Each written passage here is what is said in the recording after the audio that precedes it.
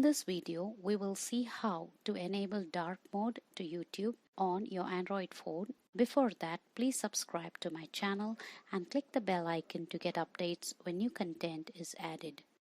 In your phone, open this YouTube app and then click channel icon on the top right corner of the screen.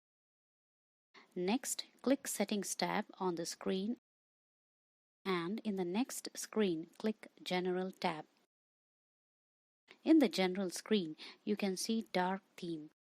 You can toggle the button to make the screen into dark mode, and when you don't want the dark mode, just toggle it to off. Next, we will see how to enable dark mode in YouTube Studio app. Open this YouTube Studio app and then click channel icon on the top right corner of the screen.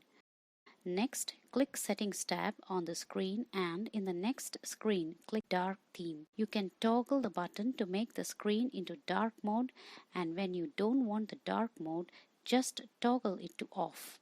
And done.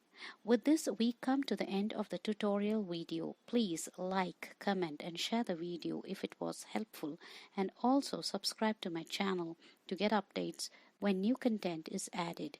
Thank you.